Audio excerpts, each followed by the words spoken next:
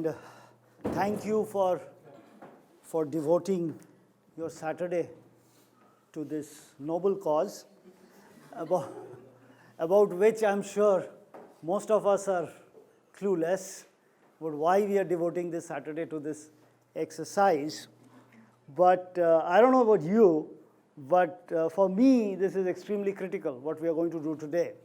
And I think the whole point of this exercise today is to make sure that you start thinking about it as critical as well by the end of the day. Right? So essentially, what the purpose of today's workshop, and the purpose will become clearer to, I think, all of us, including myself, as we move along. But very quickly and very briefly put, the purpose of today's workshop is to get a little bit of an alignment. What do I mean by alignment? Alignment of our own thoughts, priorities, goals, perceptions with the business school view, so to speak, if there is any, and more importantly, the university views, targets, ambitions. So that's what we are hoping to do. That's number one reason why we are spending this entire Saturday here today. The second goal that we have for this exercise is that in the last 3 months or so, you have just completed your teaching and invigilation for most of you. There will be a few more invigilations in the resits for some of us. But by and large, this session is over. It is fresh in our minds, the experiences. And I have, of course, gotten into this new role about 2-3 months. I've learned a lot in the last 2-3 months. I've been looking at the school from a different point of view in the last 2-3 months. Still have a lot more to learn. But we are at a stage where we have just completed one semester. For many of you, this is your first semester at JGU that you have completed.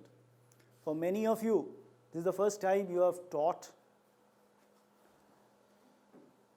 So it's a good time, I thought, to take a deep breath, take a pause, look back, reflect upon some of the learnings, some of the experiences, some of the surprises that I'm sure the classroom must have held for you in the first time that you have taught anywhere, first time you have taught at JGU, and for us veterans, every semester is a surprise.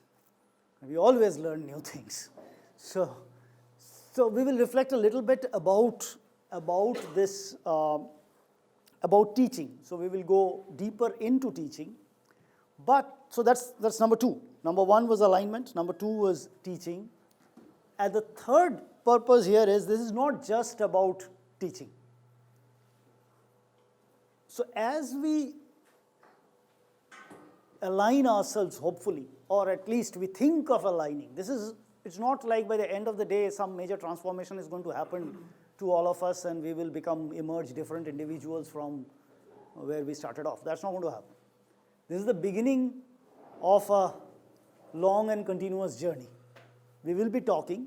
We have been having monthly faculty meetings where we come collectively and decide on several things. The good news is you will be spared of the December faculty meeting.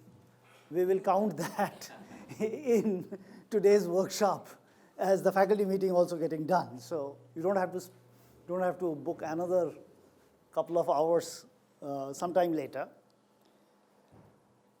But as we try to align, quote unquote, align, and I'm using this word align repeatedly because when I used to be at ISB, they actually formed a department about several years after ISB found, which was called the Department of Faculty Alignment. Right?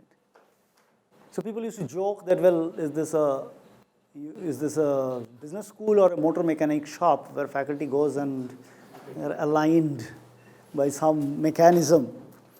But this alignment is an interesting challenge, which I'm sure is not unique to us.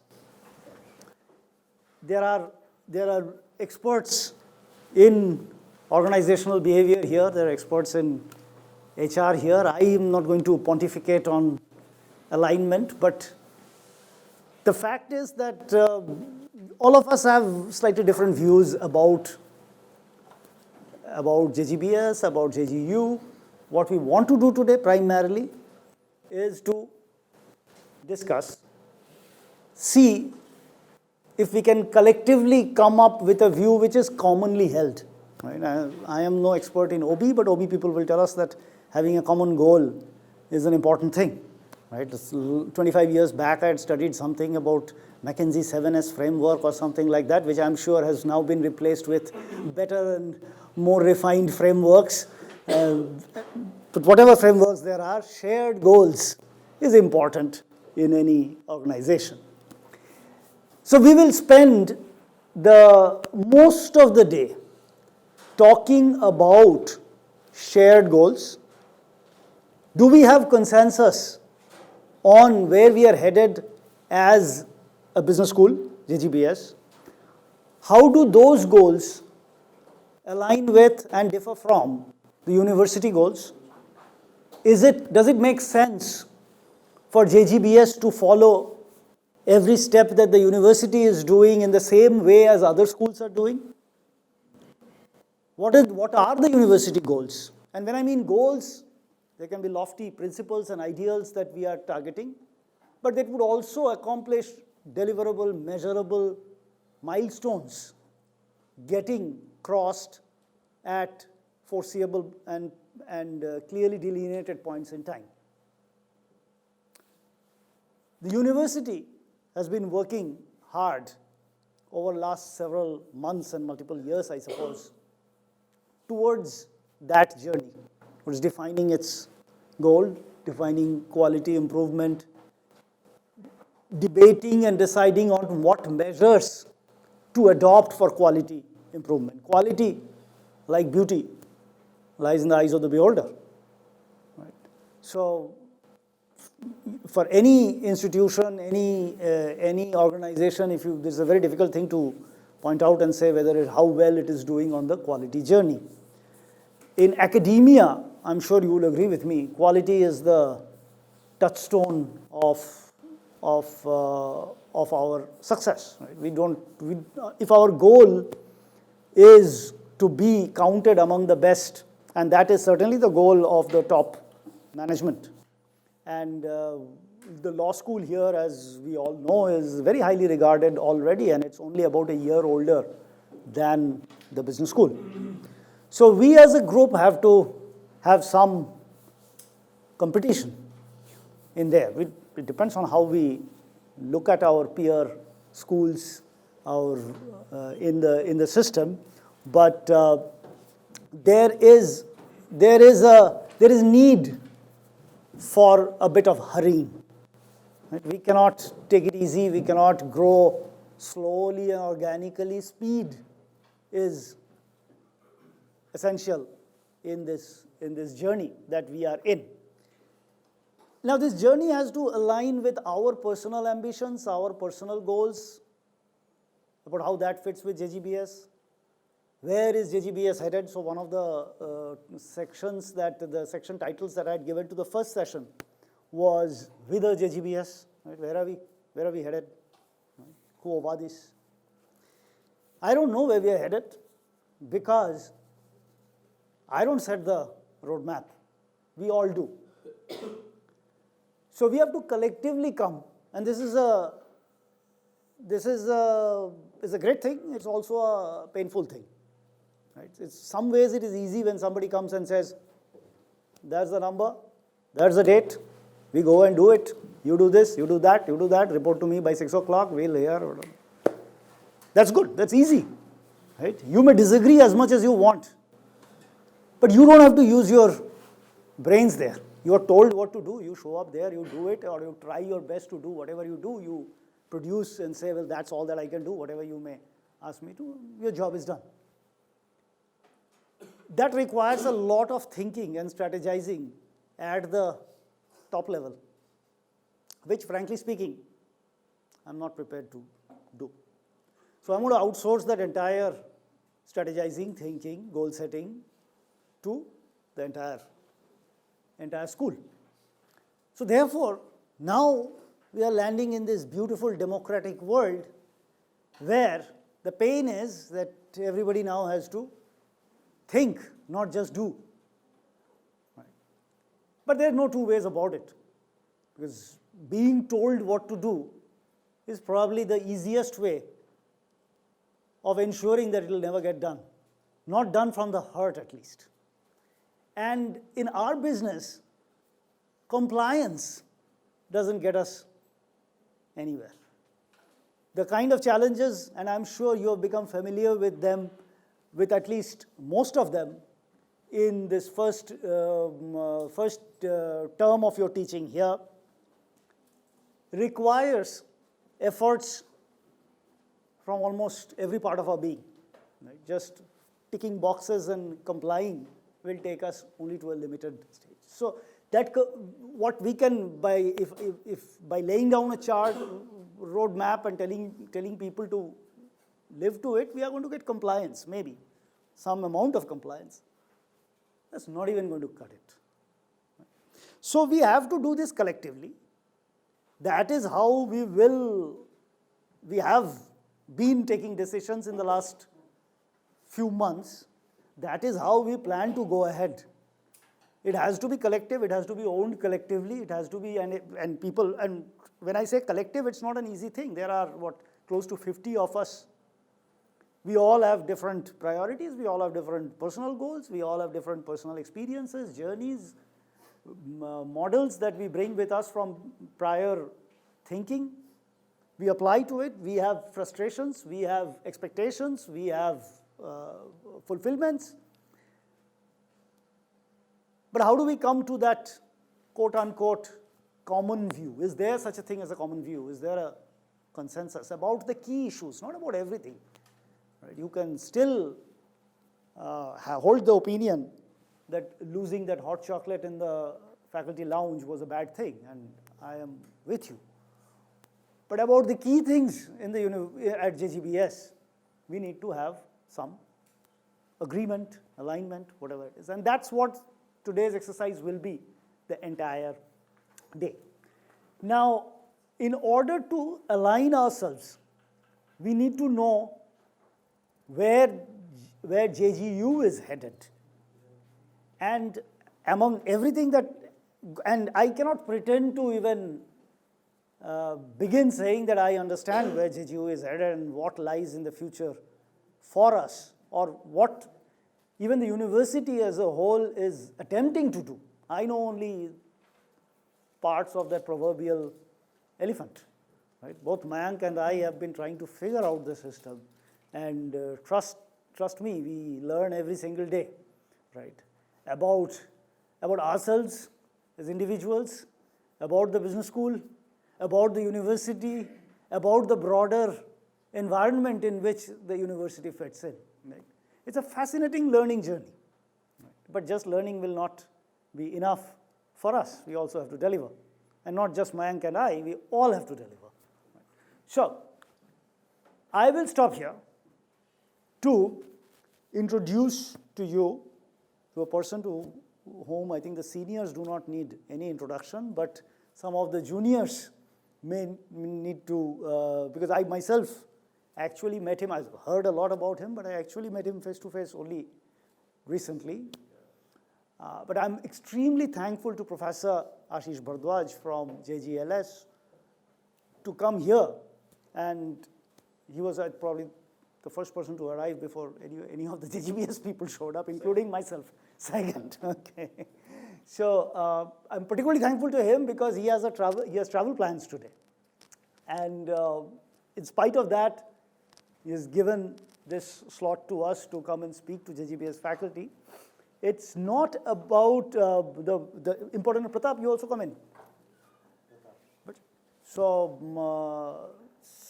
we are going to listen to him primarily not in his role as a faculty member, but as the leader of this, this organization, this department within JGU that maybe all of us are not all that familiar with. So let me ask you this question before Ashish starts. How many of you have heard of this organization called Orbit? Orbit within JGU. All right, Ashish, now you know. Okay, of those that you have heard, how many knows the full form of the word orbit? The work they do. Okay, all right, so I will not take up any more time. Ashish, thank you. Kindly educate us about Orbit. It's a pleasure to be here. Thank you very much, Dean Chakraborty. I'll be a little quick. I'll be a little quick with the trivial stuff. I'm Ashish Bhardwaj. I've met a lot of you. I'm a faculty member in the law school. And other than that, I wear 2-3 different hats. One of them is as a director of Jericho, this research think tank that we have in the university. And the other one is this new office that was created a few months ago. It's called Orbit. It stands for Office for Rankings, Benchmarking, and Institutional Transformation. To be honest, the idea was just to name it around ranking and benchmarking, but we needed a cool word. So we had to put in some words at the end to make it sound nice. But really the idea is to help the institution transform in whatever ways we can do. There's one more quick caveat that I want to point out here. Since the priority of Orbit, which was set up only a few months ago, was to understand how benchmarking is done around the world in different universities located in different countries. And obviously coming from the law school, I was focusing on law rankings more. So this was also relatively new to me. I have some really shoddily written notes here, so I'm going to try to make sense of these when I'm speaking with you. But since we are all in the same place, feel free to reach out to either me or Arya Majumdar, the other faculty member who's heading the Office of Rankings with me. And we have a very, very interesting team of 5-6 people working with us. And any one of us with a little bit of a advance notice will be able to answer any questions that you might have about ranking. And I'm going to try to address some of it today. This is not meant to be a prescriptive discussion. I mean, I'm not trying to tell you what you should be doing. I am really a young scholar, like a lot of you sitting here. And we need to learn a lot from some of you. But this is really descriptive. This is what JGU has done, hard facts. This is what JGLS has done or achieved. This is what QS or some other ranking agency wants from institutions, so really descriptive. All right. I guess the first question is, do rankings matter a lot? Do you want me to spend a little more time on Orbit? Okay. Because we just focused a lot on law rankings last few months, and if some of you read the Vice Chancellor's email in the last few weeks, you might have read about the achievements. We kind of, we were able to break into some very important rankings. Usually the pyramid is World University Rankings is the toughest to break into. It's right on top. And after that you have faculty-wise ranking. Faculty is a word which is used in a slightly different context. It's usually discipline. And then after that it's subject-wise. So within each discipline, each strand of that discipline. And then after that it's regional ranking, which is typically regional clusters. So BRICS, for example, that would be a regional cluster. And then country-specific ranking, so India. There's also Asia somewhere, which is also a little more difficult to get through. So we were able to get through the Asia rankings, we were able to get through BRICS ranking, and some dent in the India rankings. Yeah. Okay, so do they matter at all?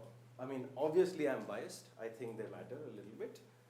But a very simple answer is, if our prospective students are interested in knowing how institutions are ranked, if our past students who are currently in the job market are interested in knowing what is the value of their the degrees and achievements that they have got, if the employers are interested in knowing which universities we should be targeting to hire, if funders are interested in knowing which institutions we should be channeling our fund towards, and resources are scarce, we know that, then it should be important for us as well. Yeah, it's very easy to throw our hands up in the air and say, you know, that's just one way of looking at it. And I've heard so many different things about rankings in terms of opinions, good and bad, and a lot of them between the spectrum of good and bad. And one of them was, you know, it's just, the analogy was, if the only tool you have is a hammer, then everything looks like a nail. Yeah? So if the only thing you want to focus on are rankings, then everything that you end up doing institutionally would be to further that cause and not something else. But my task and one of the things I wish to do here is to tell you how the ranking agencies do it, so that you also know that when we focus on that, we are actually trying to address a lot of different priorities and objectives at the same time. It is not simply a quantitative number to reach, but it also has a very strong qualitative aspect to it. Okay.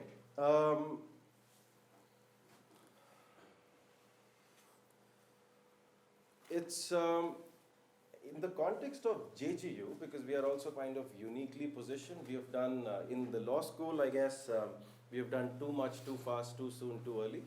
And it's the speed which may kind of work against us after a point, because it's difficult to sustain the momentum, but it's also a challenge. For business school also, I guess, it's the challenge of differentiating itself from other schools of JGU, and we don't really have a strong locational advantage. It's not really the Silicon Valley, we know that.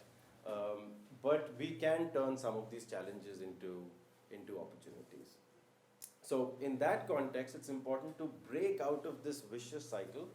I've personally had interactions with some business school faculty members to break out of this cycle where we feel the starting point is we don't get the best students of the country. Yeah.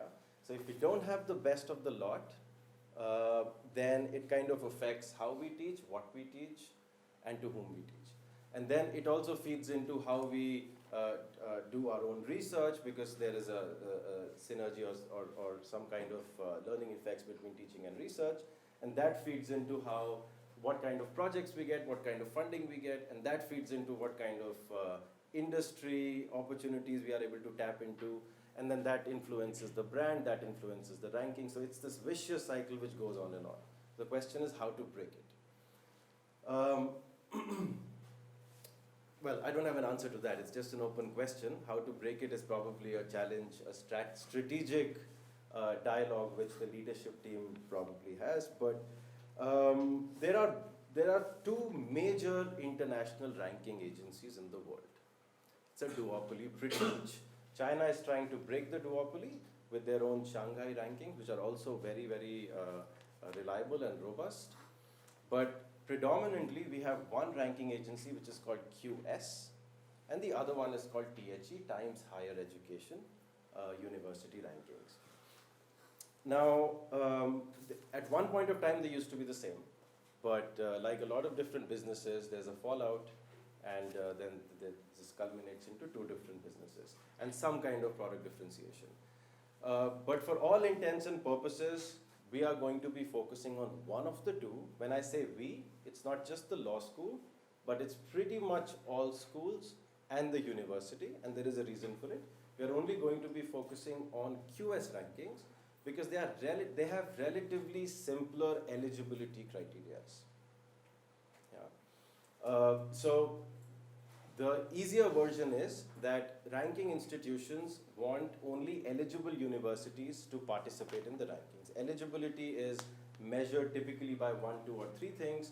One is that you shouldn't be a one discipline, one subject oriented institution. Yeah?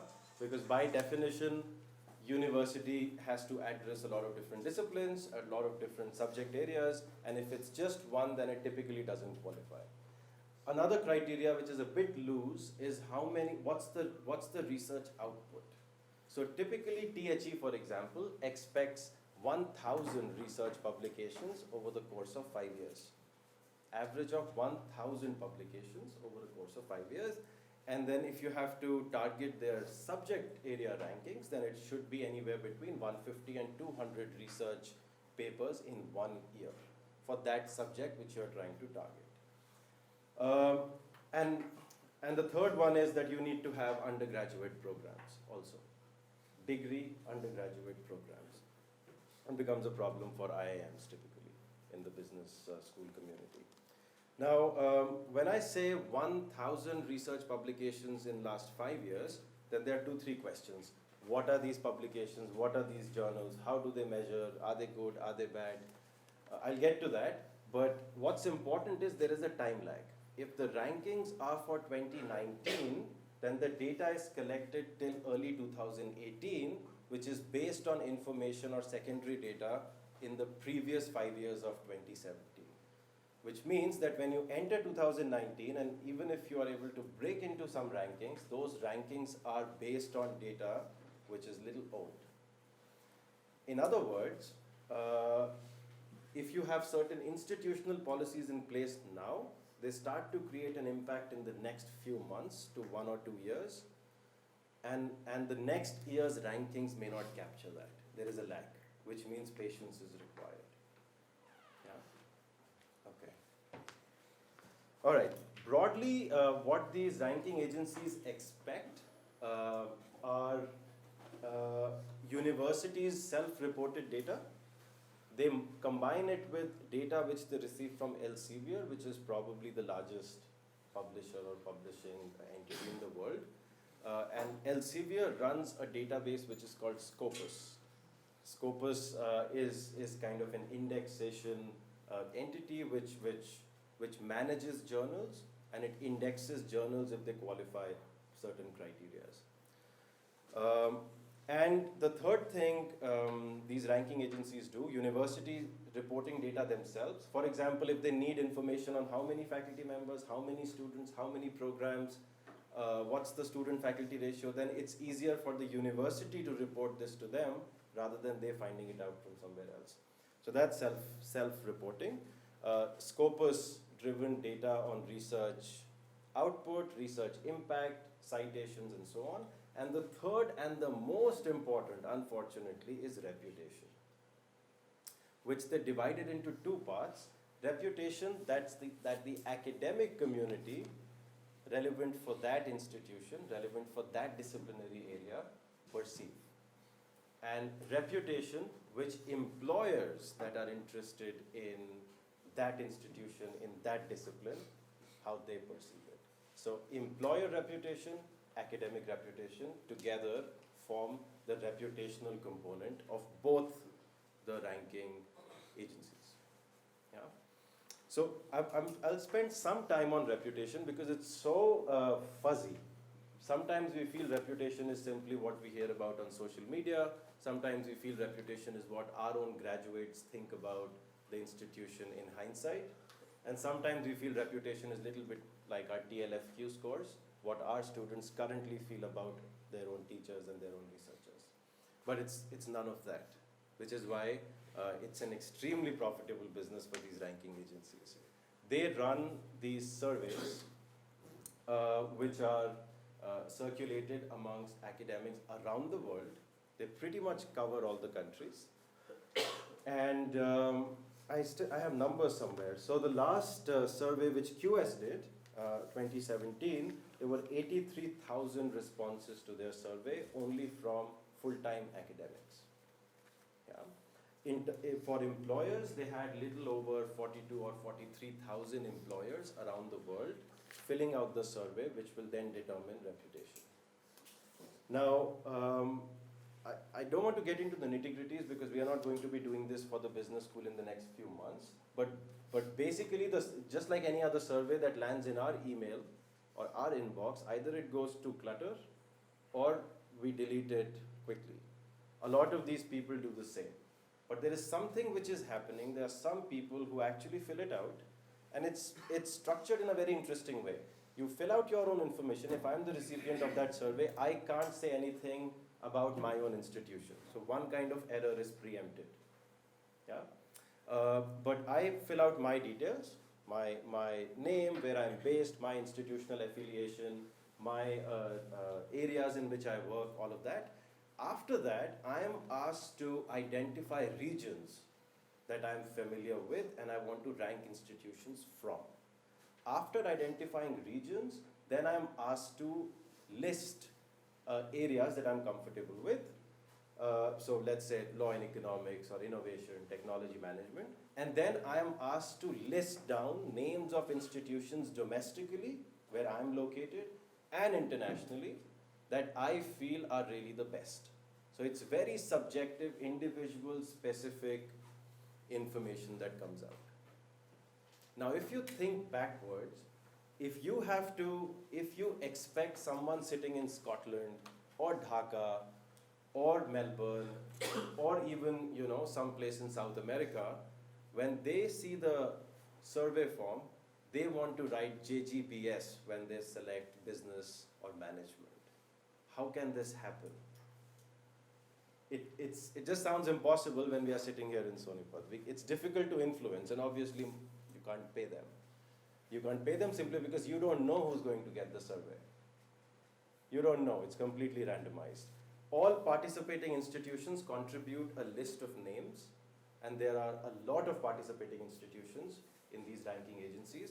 These agencies receive the lists of institutions and they put it all in a big box, they shuffle it up, and then they pick out responses. It's completely randomized. So even if JGU or JGBS has a very strong network of, let's say, 100 institutions or 200 people based in 100 institutions in India and around the world, and you request them and they oblige, they say that yes, we will say nice things about you, it's possible that either they don't get the survey or their survey response is not counted. So you really have to go the long way of ensuring that they hear and they read good things about the institution, either through social media, or through yourself, or through your own work, or through the students who are graduating from our schools, or from the employers who are graduating our schools. So it's really a long-term strategy. Yeah, there is no shortcut here. Okay, then one interesting thing is, they look at a 5-year average when they are looking at research output. This is only Times Higher Education. 5-year, 1,000 research articles as the minimum eligibility threshold criteria. But citations, they're also interested in looking at the impact of that research, so they look at citations. Citations are looked over a period of 6 years instead of 5, because obviously once a paper is out, it takes some time for it to disseminate, for people to read it. And when those people in the second round start to cite your work, it's going to take few months more. So citations over a period of 6 years, research output over a period of 5 years. This eligibility threshold criteria is pretty much not there for QS, which is why we love QS. And we're not a big fan of Times Higher Education ranking. Okay, I'll quickly take a step back and tell you, with this background, with this backdrop, what did we do at Orbit and what are we trying to do, keeping in mind the law school, and maybe that gives some ideas for the business school as well. So Arya and I realized that a lot of our outreach, marketing, advertising, expense and effort is going into bringing in students. And then we realized that maybe the law school doesn't need to spread its name, at least in India. Yeah? The Vice Chancellor has done that already. So let's change the strategy a little bit. Let's try to disseminate some of the research that has come out of JGLS. So it's a change of strategy. Now we are promoting selected research works. It could be an outcome of a fantastic research project where there are international collaborations. It could be simply a wonderful article one of my JGLS colleagues writes, or it could be winning a grant or an award which is internationally recognized, we will promote that. If we promote our people, then we are hoping that the right kind of students and the right kind of employers will come in to some extent. So that's the first thing that we started doing. We started to work on this research magazine where we are only going to be focusing on research. And I think that is something which the business school should seriously consider, because according to our data, the research footprint, so not just the quantitative aggregate, but its relevance in Scopus, citation, all of that, the business school's output is phenomenal. And I think that such a research magazine or outreach based on research output of JGBS would do wonders. So that's the first thing we did. The second thing we started doing was to focus on internationalization, which means that all these MOUs that we have, we selectively started to identify the ones where we will get to gain a lot. That could be in the form of students going there, or their researchers coming here if India is one of the places they wish to research on in any way, or some kind of collaborative exchange. So working with Kalyani's office, the new office for internationalization and all of that, we started to work very closely with them. After that, we thought that it's very important to focus on reputation. So we decided to reach out to our own, so for example, I've done my PhD from Munich, and when you are stuck in a PhD program for 4 to 5 years, first phase of your life, then you get to know those people up close. So certainly your supervisor, certainly the people in your research committee, certainly the people who have kind of lived through that experience with you. So reaching out to them individually, not to tell them that do good things in the survey, but simply telling them about good things of the school and its achievements. That's enough. That's enough. Because these days with social media, the attention span is probably 10 to 20 seconds. It's very difficult to tell them in 20 seconds how good we are. So simply sharing them a paper, which has been great, and it's relevant for them also. Okay, now coming back to QS, I told you that the reputation surveys are different for academics and different for employers. They are invitation only, so it's not that there is a link somewhere which you can share on Facebook and then 500 people will start to answer. No, it's an invitation only. QS sends it to people. Yeah, so that's some people are confused there. Performance data university provides. I want to talk a little bit about Scopus. The bibliometric data, which means anything related to a research output, is what is captured by Scopus. Now, for those of you who are not aware, Scopus is basically based on approximately 13 million publications that they have. That's a healthy data. They cover, they are cited almost 65 million times, those papers that are in Scopus. They come from approximately 8 million authors around the world, covering more than 8,200 institutions from 250 countries. It's not the best data in the world, but that's the best we have so far. When I say we, I mean the ranking agencies. That's the best they can focus on at the moment. Yeah. Okay. Which is why anything to do with research that ranking agencies take into account has to be based on Scopus, which means when you finish a paper, when I finish a paper, then it's better if I get it published or send it out to those journals that are indexed in Scopus data by Elsevier. Question is, where is this list? It's all online. It's all online, or there's a Scopus website which is separate, there's an Elsevier website which is separate. Yeah. They are predominantly journal articles, but some of them also happen to be book chapters and some of them also happen to be conference proceedings. Now, conference proceedings are typically relevant for high technology fields like engineering, where if there's a new research on nanotechnology or artificial intelligence, then that research typically comes out in an IEEE conference in Atlanta, and that is recorded by Elsevier. It usually doesn't happen in humanities, social sciences, and arts. So conference proceedings not very important, journal articles are. We also know that certain fields inherently have a higher propensity to publish more. So engineering, natural sciences, physical sciences, if there is one lab experiment which involves 4 or 5 people and 1 or 2 professors, then the outcome of that little experiment can culminate into 4 papers. One of them can be in science. This does not happen in law, for example. Yeah? So they account for this variation. They account for the fact that certain disciplines have fewer published publications overall than certain other disciplines. So you don't need to worry about that. Okay, now how does Elsevier decide which one is Scopus indexed or not? This is a personal example because I publish typically in journals that are focused on intellectual property and technology, law and economics. Most of the good journals around the world are not in Scopus. Yeah. So I have published in Oxford University's Journal for Intellectual Property 3 or 4 times. It's not there.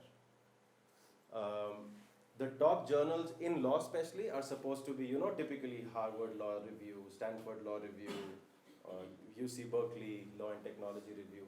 None of them are in Scopus. That makes the task more difficult. In intellectual property, for example, Indian government has one of their, it's a journal on intellectual property, it's called JIPR, Journal for Intellectual Property Rights. It's open access, decent website, that's indexed. But the one which comes out of Oxford is not. Why is that? So the criteria that Elsevier has in place, it's very neat. I'm convinced. I mean, I was really depressed because most of my journals were not counted, and I also lost out on the reward policy, but anyway. But they have good reasons. Let me tell you those reasons. The first one is, there has to be peer review content. There should be publicly available description of peer review policy. There should be a very clearly, openly available editorial policy, which is tough for most of the journals that come out of India. And very importantly, there has to be diversity in both editorship and authorship. Yeah? So a lot of good journals, if they just see the people of the country where that journal is located, only those people publishing, then it results in a red flag for Elsevier. They want to see diversity. And it makes sense. It makes sense a little bit. The second one is the publication needs to be on a regular basis. It needs to have an ISSN number to basically weed out the sham journals. Yeah? And there has to be, this is very important, no interruptions or delay. One failed issue, you might be off the list as a journal.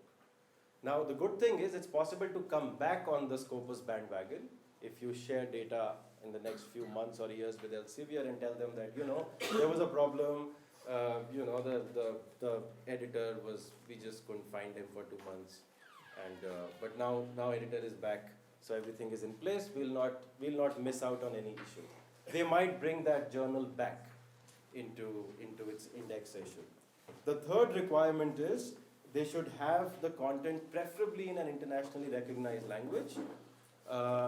If it's English, then it's better. And it should be available online. So it's not that the journals in French and German, they don't make the cut. It's just that if it's not really internationally available and nicely put up on the website, they find it hard to compete with the English language journals. The fourth and last criteria is, and that's again where a lot of us fail, publicly available publication ethics and publication malpractice statements. Again, more true for sciences where you need to do laboratory experiments and there has to be all kinds of ethical concerns that come up, or human subjects or trials involved. But imagine for someone who wants to publish an intellectual property law journal and you can't consider the journal simply because they don't have a ethics compliance program. So, but that's how it is. On some sense, it makes sense, isn't it? That malpractices should be avoided in journals, and so this is why they have these criteria. A lot of good journals don't meet these, including Harvard Law Journal, which is the best in the business. Because a lot of their the peer review is essentially done by students, JD students. So when we say peer review, the word peer is for us, the faculty member, the author. In US journals, they just call it review system because the contributors' peers are not reviewing it. It's very senior, seasoned students. They are kind of taking care of the journal. Yeah. But again, US academics in large sense don't care about these rankings because they're already sitting in top 10. So they don't have to worry about them. We have to. Okay, there was a question here. Yeah, I was just trying to understand which of these criteria does Howard Law Review not meet? Is answering itself. Right. So, but they are top ranked in terms of impact factor. What is the? So you said Howard Law Review is a top ranked.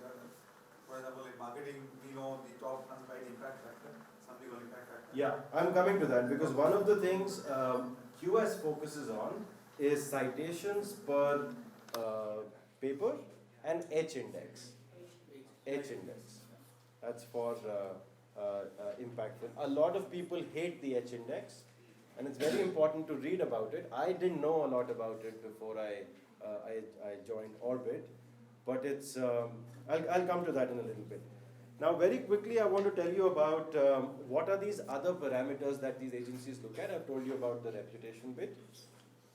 The survey is basically done every year for both employers and academics. Other than that, on a university level, they look at student-faculty ratio. That's very important, which means that you might have a lot of money to hire a whole lot of people, but if you don't bring in students in the same proportion, then the ratio changes and then you lose out on that parameter. Or the other way around. You can have an attractive brand, a lot of students are lining up because of whatever reason, but you're not expanding the faculty pool, then also the ratio is a little screwed up.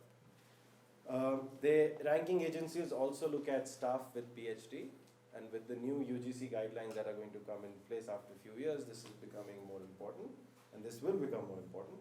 They also look at papers per faculty, they look at citations per paper. They don't look at citations per faculty, there's a difference. Citations per faculty is different from citations per paper. They look at the second one. They also look at how many faculty members are foreign citizens, so international faculty. So all these rankings that JGU was able to break into, our best performance was on this metric.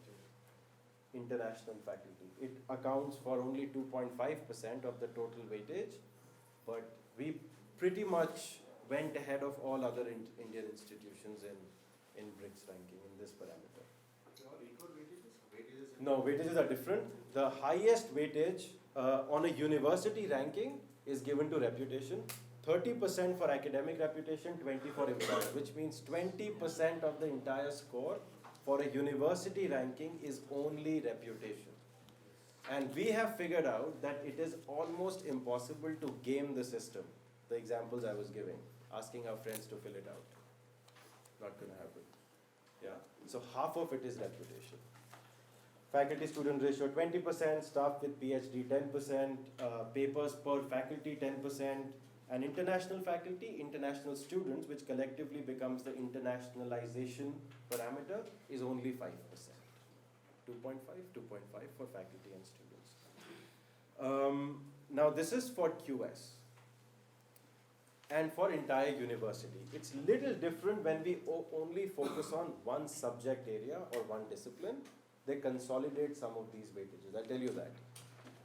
Times, I don't want to get too much into it, but just for information's sake, it's little more nuanced for Times Higher Education ranking. They focus 30% on teaching. Remember, the word they are using is teaching, not teaching reputation. Only teaching. Within teaching, the 30% bit, one component is reputation. How reputable is the teaching of that particular institution? And it's 15% of the overall score. Only 15.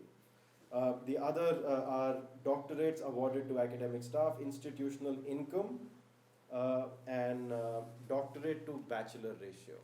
All of that is under teaching and learning environment. The second head for Times Higher Education is research, which is again divided into reputation of your research. So now it's similar to the QS bit, but it only accounts for 18% out of 30. Yeah. The rest is research income. This is very important for business schools also, and also for schools in different fields of science. Research productivity, they again focus on impact factor and on Scopus database for that. The third separate heading for Times Higher Education is citation. That's the importance they place on citations. 30% of the total score on citation. So it's not enough to publish in the best journal in that field, but it's important to wait for 1.5 years to see who's actually reading and using it. Then they look at international outlook, that's only 7.5%, and knowledge transfer, which they measure by industry income. Projects, consultancies, grants, and so on and so forth. Okay, but I've told you that we are not focusing for a very simple reason, that it's easier to meet the criteria for QS because they don't have a criteria. So we are going to be focusing on QS more at the university level and at the school level. And they are both equally reputable. QS was actually the parent body and THE broke out of it. Okay, any questions so far? It's a lot of information in 20 minutes. International students also have a certain component that is like accounted for. Yeah. Now, will that also account for or include the students on exchange or a dual degree with us? Well, not really, because they only look at students that are enrolled in programs. Exchange students are here for 6 months. a few days or few weeks only. Okay, but focusing on QS, coming down to faculty areas, they have 5 faculty areas, and I'll tell you where our business school is placed. The first one is arts and humanities, not there. Second one is engineering and technology, not there. Life sciences and medicine, not there. Natural sciences, definitely not there. The last one is where we fit, and that's social sciences and management. 5th faculty area under QS. Faculty rankings are separate. So, we can, JGBS can also compete in that area. Now, within this faculty area of social science and management, they have certain nuanced subject areas. So, for instance, in law, intellectual property law would be one, private international law, criminal law would be other areas. For social science and management, one of the subjects is accounting and finance. So that could be one of the target for the business school, accounting and finance, depending on where the productivity is. The second one is, subject area is business and management studies. So I guess a little more general than the other one. And third one is economics and econometrics. It's a little harder. Okay. Now, what is the weightage if institutions compete on subject basis or faculty basis? It's not the same breakup that I just told you. The weightage changes. 50% academic reputation. 50% academic reputation, 30% employer reputation. 10% citations per paper, and the last 10% for H index. I'll repeat that, 50% academic reputation, 30% employer reputation, which means 80% of the weight is only on how others perceive us. By others, I mean academics situated in other universities, in other countries, or in our own country, how IIM, IASB, or other such business schools are perceiving our work and us. Employers in India, outside India. Employers can also be broken down into private sector and public sector, and funders. All of them count as potential employers. H index, does anyone know? Can anyone tell me what H index is? To get it right, because I am a little fuzzy about it. Yes, please. It's how many citations in fact? Yeah. It means number of papers should have equal number of citations. Maximum value, number of papers, and absolutely. I had a hard time getting my head around it because this is a very interesting and also kind of a weak metric to capture both productivity and citation impact of research. So as an example, it's maximum value of H for H index such that the author has published H papers that have each been cited at least H times. So if I have 3 papers, one is cited 5 times, that's very good. The second one is cited 2 times, and the third one is cited 10 times. Then my H score is just 2. Second paper and 2 citations. Yeah?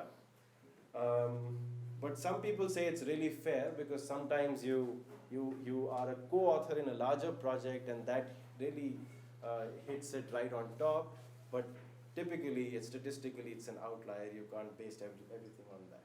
So they factor that in. Now, I can also tell you a little bit about what policies JGU institutionally at a university level put in place to make sure that everyone across schools is kind of moving in the right direction. Yeah.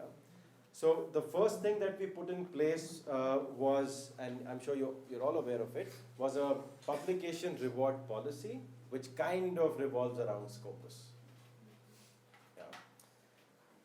And the policy was amended a little bit few months ago. So I hope we all have the right version.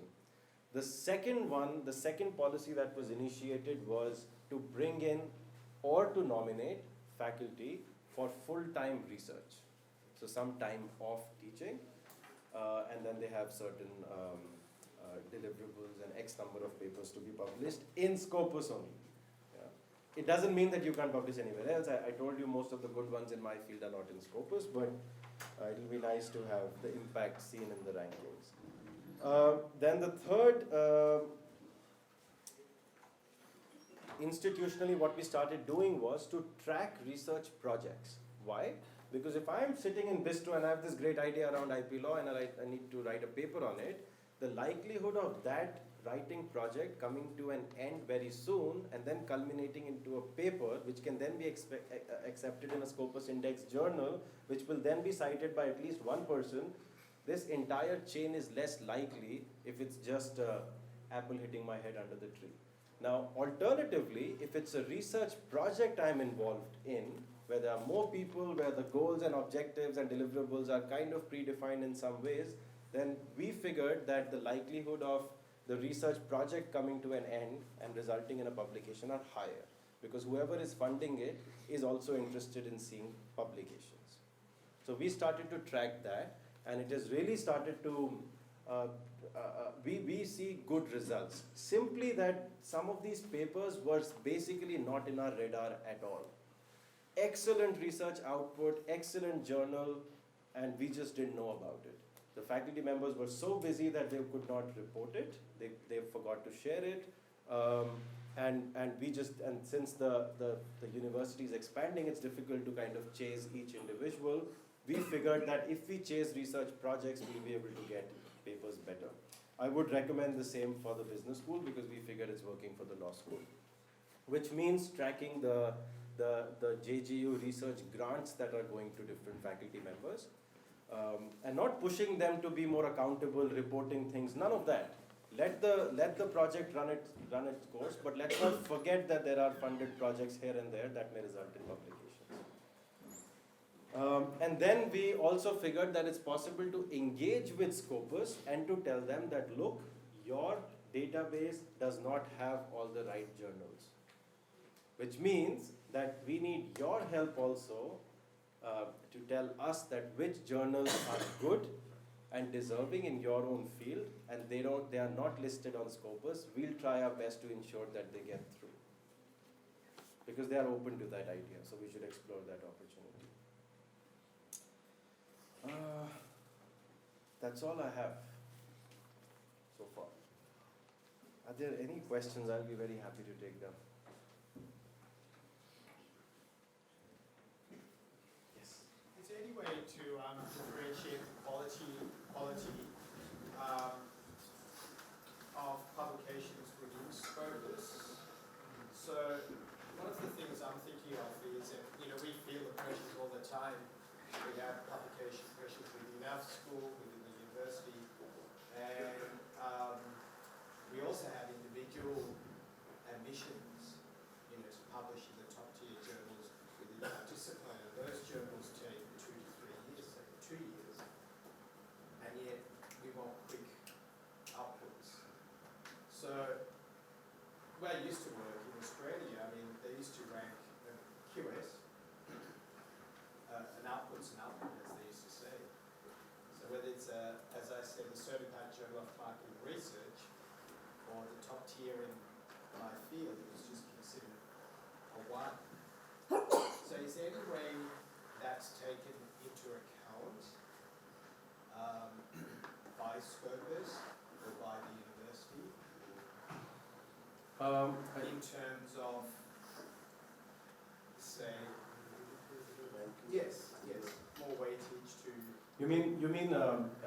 Is Scopus differentiating between A star, A. more good and less good journals in the Right. index list? Right. No, A No. to B. completely your call. I gave the example of my own field, and it's not the best example because the good ones are not really indexed. But at the same time, I can give you examples of some of my colleagues in law school. So I'm sure you know about Srijit. He's the vice dean. He also publishes quite a bit. He said that all the good journals are in Scopus database. Another faculty member is Deepika Jain, another senior faculty member of law school. She works at the interface of many interesting areas, human rights also, gender studies also, and LGBTQ issues. And she says all good journals are indexed. And I think it's better if they don't differentiate between journals that meet the Elsevier selection criteria and they are indexed, then further differentiating between Where come into play is this within our discipline, some journals are given great legitimacy, whatever, quality, perceived quality, whatever, yeah, and some are not, even within the database. yeah. So,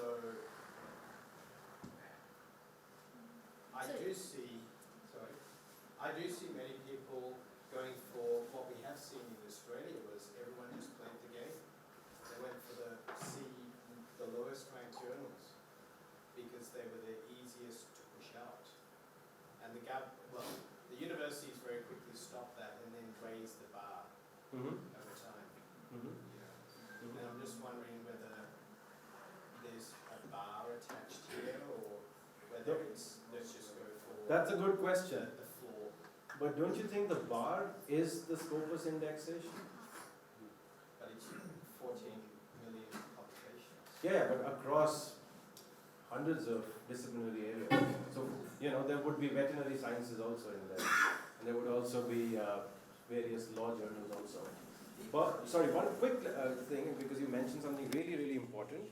Since the publication timeline, as you rightly said, is a little long, I finish a paper today, and I have experienced this myself. It gets published approximately 18 months after the first submission, sometimes acceptance. So it takes time, but acceptance counts sometimes. Because it depends on when the preprint is prepared, it depends on when the journal and the issue goes up online. That also counts.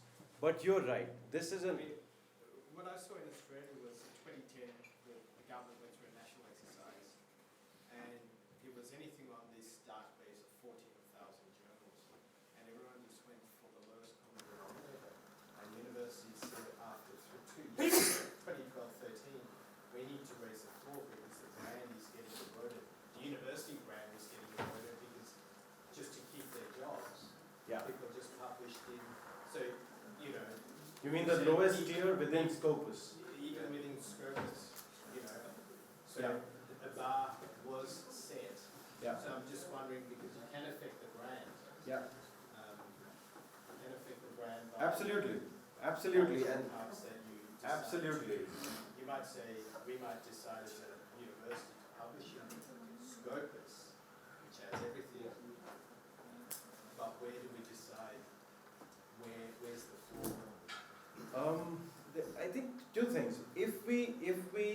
So just to start, I think it will be interesting or useful for us to filter down the Scopus index list as per our interest and subject areas, and just to see whether the good ones are there or not.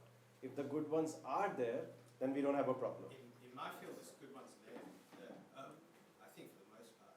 And in my field, because I was really giving bad examples of my own field where the good ones don't exist, don't get me wrong, the ones that are already in Scopus are not bad. They're definitely not sham because they meet the criteria. They're not bad. They might not be the best. The question is the vantage point, the starting point, targeting the best, or just standing up and starting walking for now? That's very important.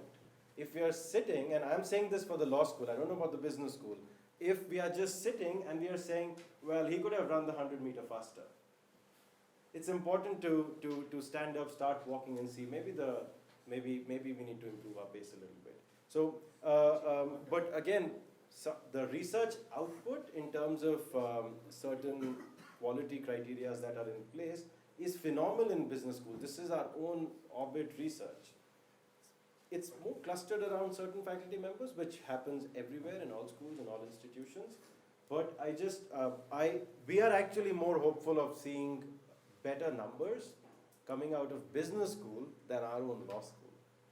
Simply because there are so many people, the denominator screws everything up when we talk about per faculty or whatever.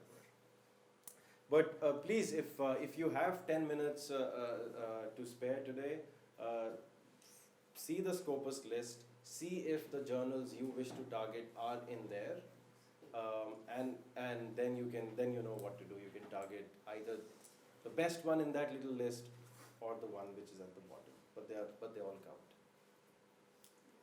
Thank you. Ashish, I have one question. Yes. But I think it's a quick one, right? Not a... How much JGBS is concerned about the impact factor journals? See, that's a JGBS matter. We will talk about this. It's not the orbit matter.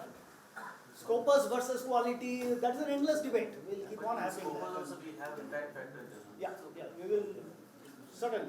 So now the question is about Scopus versus non-Scopus. Everything else we will talk about. Yeah. I have just one question. Yes, for you. sir. In the last several months, how much time have you spent on orbit work?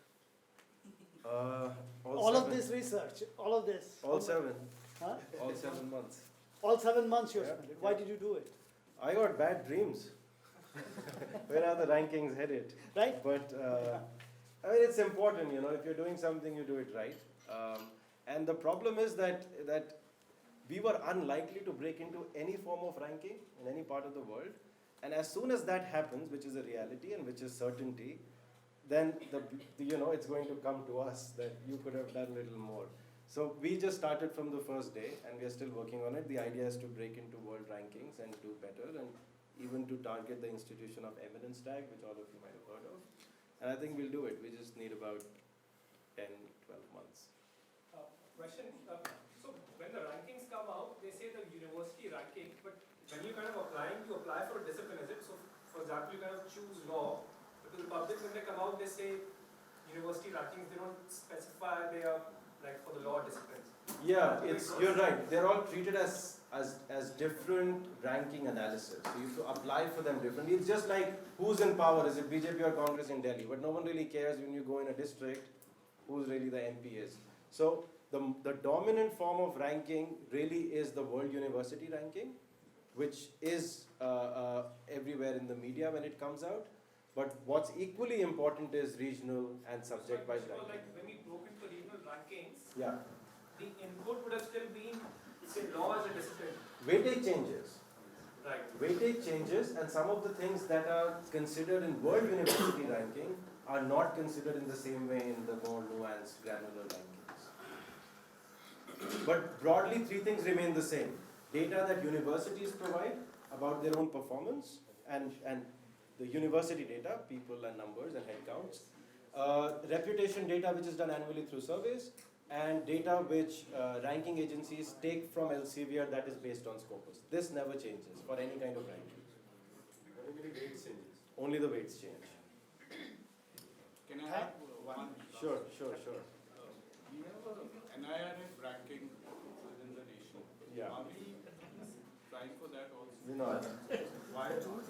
That's a tough question.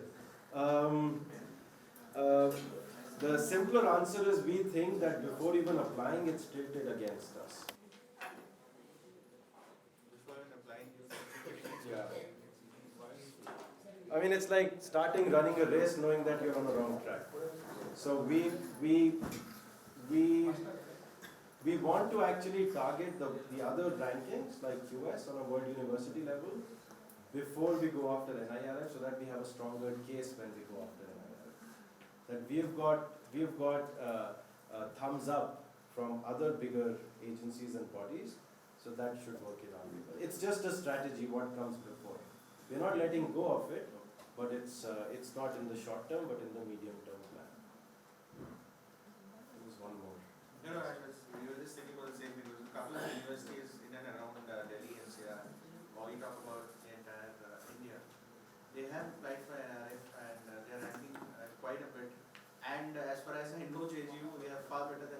but still they feature as one of the top 50 universities or institutes established in India. So, True. I think that there's some other strategy for which we are not applying for that.